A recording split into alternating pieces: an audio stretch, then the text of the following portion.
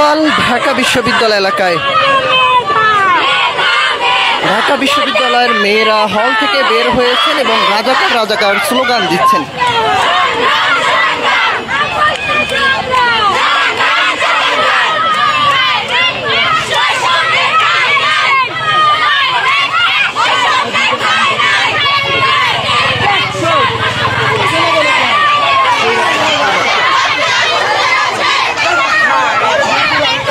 প্রিয় দর্শক, দেখছেন মানবজমিন লাইভ, সঙ্গে রয়েছে আমি মারুফ হাসান। এই মুহূর্তে ঢাকা বিশ্ববিদ্যালয়ের বিসি চত্বর থেকে সরাসরি যুক্ত রয়েছে। মূলত আজকে মাননীয় প্রধানমন্ত্রীর রাজাকারের সন্তান এরকম একটি মন্তব্য নিয়ে মূলত ঢাকা বিশ্ববিদ্যালয়ের শিক্ষার্থীরা বের হয়ে এসেছেন এবং তারা বিভিন্ন ধরনের স্লোগান দিচ্ছেন।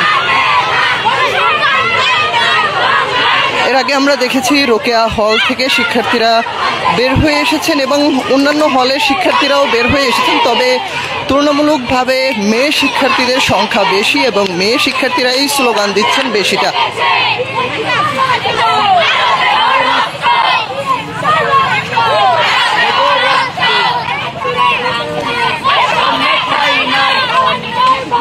বিসি চত্বর থেকে মিছিলটি শুরু করেছে। এর আগে রোকেয়া হলের সামনে থেকে একটি ছোট জটিকা মিছিল তারা শুরু করেছিলেন এবং সেটি নিয়ে বিসি চত্বরে তারা গিয়েছেন এবং বিসি চত্বরে তাদের সংখ্যা তুলনামূলক বেশি হওয়ায় তারা আবার একটি বড় ধরনের বিক্ষোভ মিছিল তারা এখান থেকে শুরু করেছেন।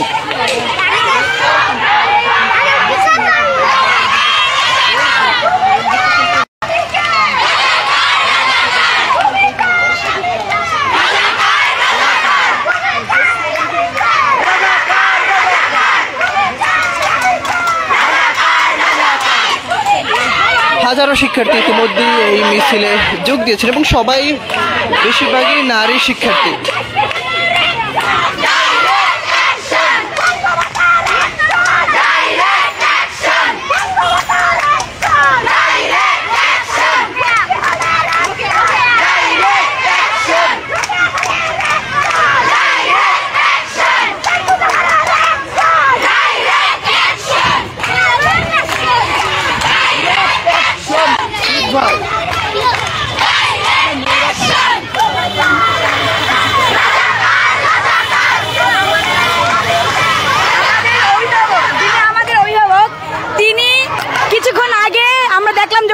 শেষ করে আমরা হলে ফিরলাম, তখন দেখলাম যে শেখ হাসিনা বলেছে যে মুক্তিযোদ্ধার নাতি নাতিদের চাকরি হবে না, তো রাজাকারদের না হবে।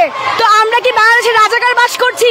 সেই জন্য আমরা এই বিক্ষোভ মিছিল বের করেছি, মশাল মিছিল বের করেছি।